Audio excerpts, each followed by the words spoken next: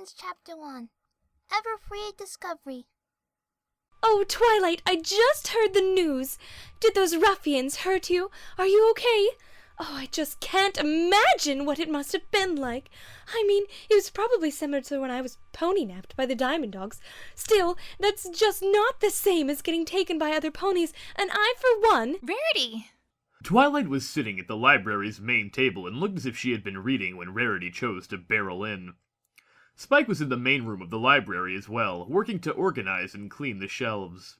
He hung back from the ladder he was standing on and wore a smitten look as he waved a claw. Hi, Rarity. Good day, Spike. She turned her attention back to Twilight. Now, what is it you wanted to say, dear? I wanted to tell you to relax. I'm fine. Fine? How can you be fine? After such a harrowing ordeal, you must be positively petrified. And I heard they had you tied up. Oh, you must have such horrible rope burns. Twilight winced and looked down at her hooves. I'll admit, it does hurt a little where they had me tied up. But Nurse Redheart already took a look. It's just some minor irritation that will go away by tomorrow. So, Rarity, believe me when I say I'm fine. Are you sure? I'm sure. I appreciate your concern, but every pony has already been here to check on me. Every pony? Even Fluttershy? She was actually the first. Oh, what a horrible friend I must be! Rarity put a hoof to her head and wore a pained, theatrical expression. Being the last to arrive to check on you, I would have come earlier, but I was working in my shop all day. I only just stepped out to get a late lunch when Rainbow Dash found me and told me everything, and I rushed right over. Rarity, it's okay. No, it's completely unacceptable. I officially owe you, Twilight Sparkle, a favor. A what now? Twilight cocked an eyebrow. A favor. Pinkie Pie has her promises. I have my favors. You just come to me if you need anything, and if I can help, I will do my very best to assist. Rarity paused, glancing anxiously away from Twilight while batting at a few strands of her hair.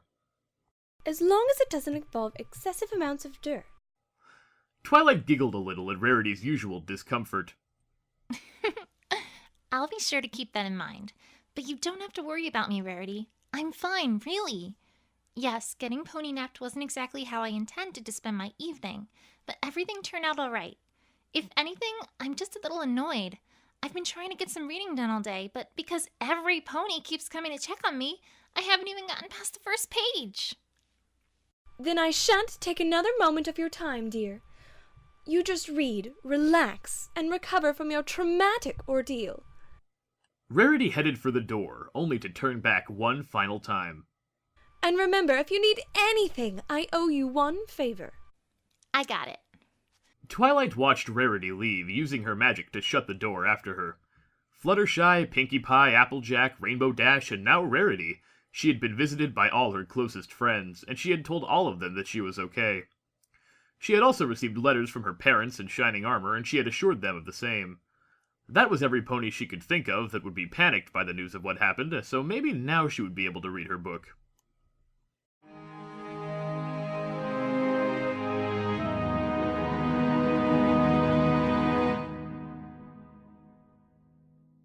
Spike! Twilight called for the baby dragon a few hours later, after finally reading a good distance into her book. Can you bring me that book I had yesterday? Mountain Valley's Geographic Guide to Equestria? Spike, who had been feeding his pet baby Phoenix Pee-wee, paused from his work and glanced in Twilight's direction. Didn't you have it with you yesterday? Twilight looked up from her book and stared at the ceiling as she tried to think back. Well, I didn't think, but maybe? No, wait. I did have it, didn't I? Yeah, I put it in my saddlebags so that I could have it when I read this book at the park. But then I realized that I had left this book here.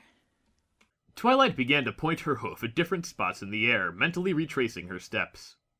So I came back, but then Pinkie Pie grabbed me to help decorate for her party. That took all afternoon, so the book was still in my saddlebags when I went to the party, and then I left the party to come back here, and then I got pony-napped. Twilight quickly twisted her head around as her eyes darted about the library. She jumped to her hooves and began galloping around the room in a panic while rummaging through drawers and checking every nook and cranny she could find. The sight made Spike sigh and shake his head. He gave Pee-wee the last of the birdseed he had in his claws before he began jogging after Twilight. He waited, and when he had the opportunity, he leapt in front of Twilight just as she was turning to gallop in another direction. Whoa, easy, Twilight. What's wrong? Twilight craned her neck around Spike, trying to look at the part of the library he was stopping her from reaching. My saddlebags! Where are they? How should I know? Oh no! No, no, no, no, no, no, no! Twilight shook her head from side to side. I had my saddlebags with me when I was pony napped, and that means that either those colt ponies took them, or I lost them somewhere along the way. No, no, no, no, no. I can replace the copy of Geographic Guide to Equestria, but I had books in that bag Princess Celestia loaned me from the Royal Library. I can't lose those books. No, no, no. Spike grabbed the sides of Twilight's head and brought her eyes to his. Twilight, breathe and think. Can't you just use your locator spell? Twilight paused for a moment before a smile of relief burst onto her face. She closed her eyes and focused as her horn started to shimmer and blink. The locator spell was a charm Twilight put on her saddlebags after losing them one too many times. The charm would allow her to find her bags based on similar magical principles to the spell Rarity used to find gems. After the spell had been cast, Twilight waved her head around while crossing her eyes so that she could gauge how fast her horn was flashing. She set off in the direction the flashing was the most frequent and soon found herself drawn to a window. Beyond that window, she could see the Everfree Forest. Twilight groaned and put her hooves up on the windowsill. Great. That's just great. My bags are in the forest. Then you should probably just forget about them, Twilight. They're just books after all. But that's just it, Spike. They aren't just books. Some of the books in those bags were on loan from the Royal Canterlot Library, and Princess Celestia loaned them to me herself. Do you realize how disappointed she'd be if I tell her I lost those books? No, I can't just leave them here. I'm going to get those books. With that, Twilight began to trot towards the door, only for Spike to quickly cut her off. Nuh-uh. No way, Twi. Princess Celestia would have my scales if she found out I let you back into the Everfree Forest the day after you were pony napped. Twilight levitated Spike out of the way. He, however, ran right back into her path. But what if those crazy ponies are still in the forest? Do you want to get pony napped again? Princess Celestia's guards scoured the forest last night with Sakura's help. I doubt that any of those ponies are still there. Besides, I need to get those books back. They're irreplaceable. Then I'm coming with you. Twilight shook her head firmly. No, Spike. I need you to stay here in case some pony comes by. The last thing we need is every pony thinking I got pony napped again. And what if some pony comes by to check out a book? This is a library. We can't just close it whenever we want. Spike was not convinced. He crossed his arms and eyed Twilight. I still don't like it. Can't you find some pony to go with you? Every pony else is busy, especially after taking time to come and see me. Besides, I've been to the Everfree Forest before, Spike. I know how to keep myself out of trouble. Says the pony that got turned into stone by a cockatrice. Twilight smiled weakly. I'll admit that wasn't one of my better moments. Still, if I'm not back in 3 hours, you can tell the princess that I left.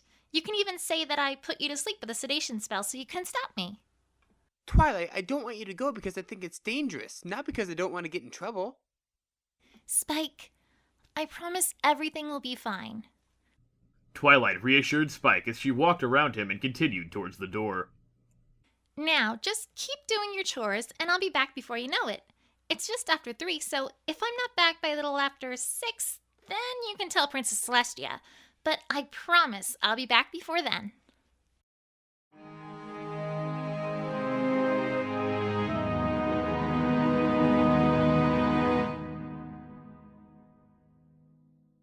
Twilight swallowed nervously, stepping slowly through the forest as she kept her head down, following the light of her blinking horn.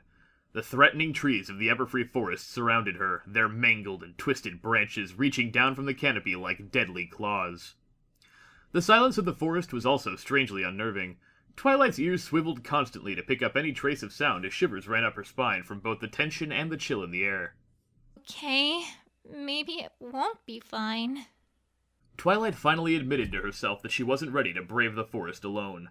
Logically, she tried to convince herself everything was fine, but her mind was still playing tricks on her. She couldn't keep herself from believing every pony-shaped shadow she saw was one of the cult ponies coming to pony-nap her again.